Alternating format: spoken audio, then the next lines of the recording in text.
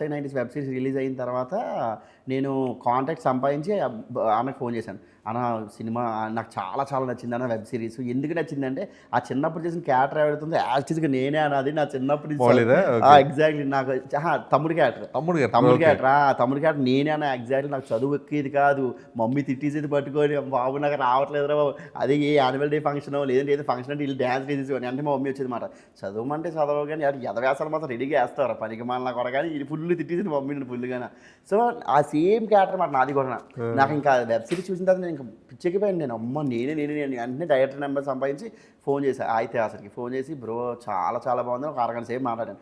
అరగంట సేపు నీట్గా విని లాస్ట్కి ఏమన్నాడంటే బేసిక్గా బబ్బులు నేను నీకు ఫ్యాన్ అన్నాడు. నాకు అర్థం కాలేదు, నా కంటెంట్ మీరు చూస్తారా అంటే అప్పుడు చెప్పింది ఏంటంటే ఆయిత్యాసంకి ఒక బెస్ట్ ఫ్రెండ్ ఉన్నాడు ధీరజ్ అని చెప్పి.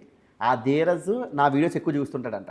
మాదాపూర్లో నేను నా ఫ్రెండ్స్తో వెళ్తున్నప్పుడు ఆ ధీరజ్కి నేను ఆయిత్యాసం ధీరజ్ ఇద్దరు నడుచుకుంటూ వెళ్తుంటే నన్ను చూసారంట.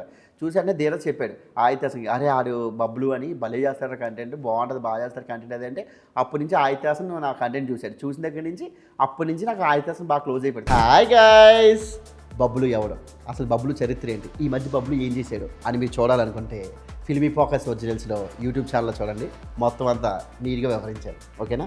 సబ్స్క్రైబ్ చేసుకోవడం మాత్రం మర్చిపోద్ది. బాయ్.